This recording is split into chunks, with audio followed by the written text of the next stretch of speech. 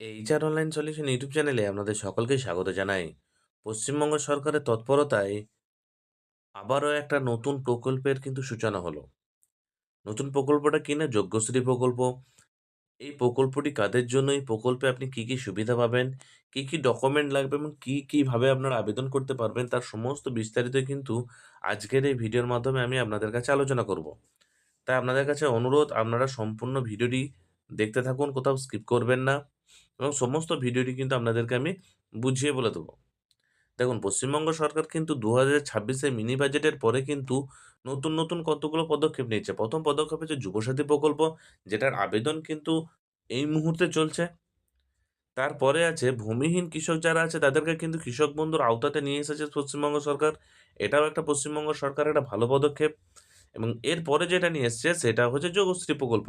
যোগশ্রী প্রকল্পটা কাদের জন্য আছে সেটা এখন আপনাদেরকে আমি দেখাচ্ছি, দেখুন। তো অনেক ক্ষেত্রে দেখা যায় যে যোগ্যতার অভাবে মেধা এবং বড় কিছু করার ইচ্ছা থাকলেও অনেক অর্থনৈতিক পিছিয়ে থাকা অনেক ছাত্ররা কি করে না, তাদের ওই স্বপ্নটা কিন্তু অধরাই থেকে যায়।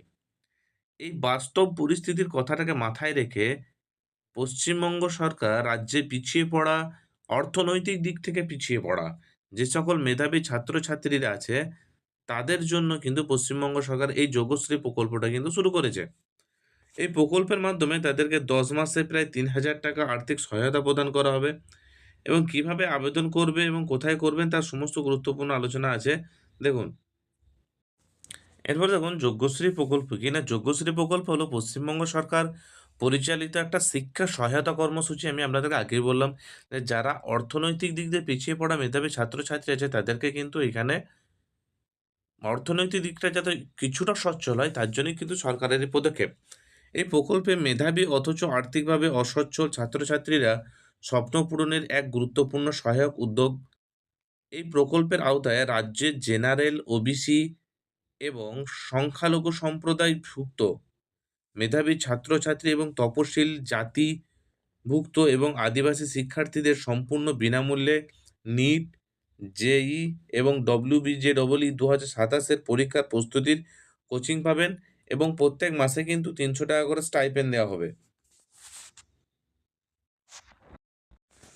সরকারি তথ্য অনুযায়ী যে সমস্ত পড়ুয়ারা ২০২৭ সালে নিট, জয়েন এবং পশ্চিমবঙ্গে জয়েন্ট পরীক্ষায় বসতে চলেছে তাদের প্রশিক্ষণ দেবে রাজ্য সরকারই। এই প্রশিক্ষণ চলবে প্রত্যেক সপ্তাহের শনিবার ও রবিবার। ৪ ঘন্টা করে করানো হবে এই ক্লাস। প্রতিটি ক্লাসে উপস্থিত থাকার জন্য ৳৩০০ করে ১০ মাসের স্টাইপেন্ড পাবে কিন্তু ৳৩,০০০। যজ্ঞশ্রী কাদের জন্য?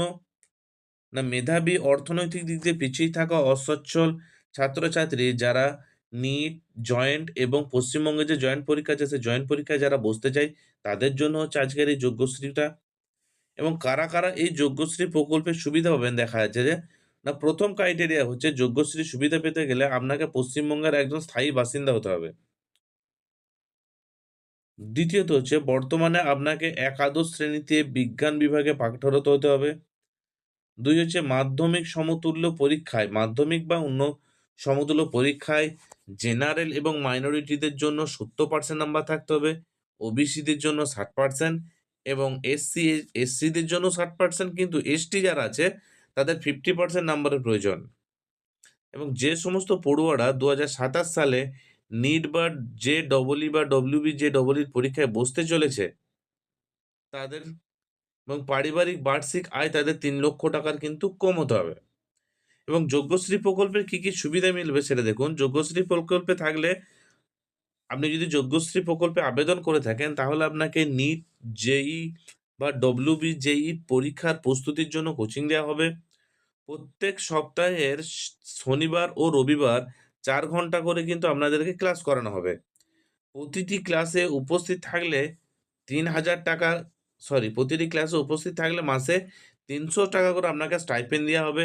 স্টাইপেন্ড বাবদ ১০ মাসের টোটাল আপনাকে কিন্তু ৳৩,০০০ কিন্তু প্রোভাইড করবে রাজ্য সরকার। এবং যজ্ঞশ্রী প্রকল্পের আবেদনের জন্য কি, কি ডকুমেন্ট লাগবে? আপনাকে সর্বপ্রথম আধার কার্ড দিতে হবে। আপনার মাধ্যমিক বা উচ্চ মাধ্যমিকের মার্কশিট অথবা বোর্ড সার্টিফিকেটটা দিতে হবে। পরবর্তী ক্লাসে ভর্তি হওয়ার যে রিসিপ্ট কপিটা আছে, সেই রিসিপ্ট কপিটা আপনাকে নিয়ে আসতে হবে। একটা বাসিন্দার প্রমাণপত্র বাসিন্দা প্রমাণপত্র বলতে আপনার আধার কার্ড হতে পারে বা আপনার জন্ম সার্টিফিকেট হতে পারে, বা সেই ক্ষেত্রে দেখা যায় যে পঞ্চায়েতের তরফ থেকে আপনি কিন্তু একটা নিয়ে আসতে পারেন।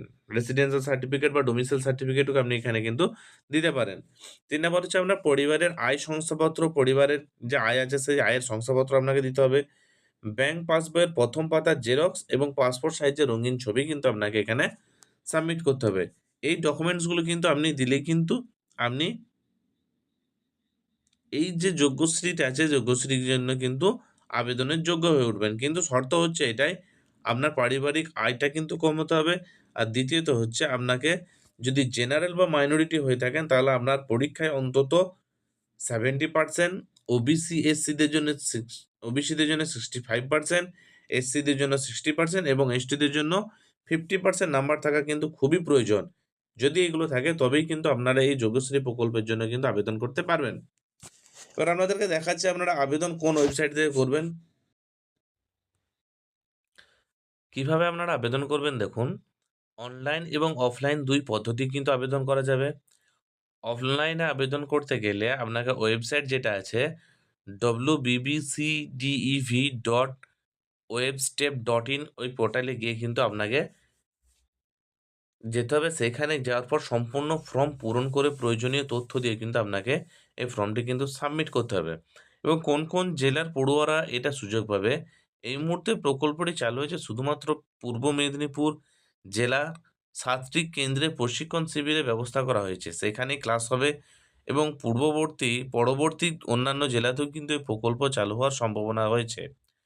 তাই মেধাকে আর থামতে দেবে না। অর্থাৎ সরকারের একটাই লক্ষ্য হচ্ছে, যারা মেধাবৃত্তির ছাত্রছাত্রী আছে তাদেরকে কিন্তু আর থামতে দেওয়া যাবে না। তাদের অর্থের বাধা, এই লক্ষ্যে রাজ্যের এই যজ্ঞশ্রীর উদ্যোগ। এখন দেখার কতজন পড়ুয়া নিজের স্বপ্ন পূরণে নতুন দিশার পথ খুঁজে পায় এই প্রকল্পের মাধ্যমে। আমার এই ভিডিওটি যদি ভালো লেগে থাকে অবশ্যই ভিডিওতে একটি লাইক দেবেন এবং আমার চ্যানেলে যারা নতুন আছেন তারা আমার চ্যানেলটিকে অবশ্যই সাবস্ক্রাইব করে দিবেন এবং ফেসবুক থেকে যারা দেখছেন আমার পেজটিকে অবশ্যই ফলো করে পাশে থাকবেন। ধন্যবাদ সম্পূর্ণ ভিডিওটি দেখার জন্য। ভালো থাকবেন, সুস্থ থাকবেন।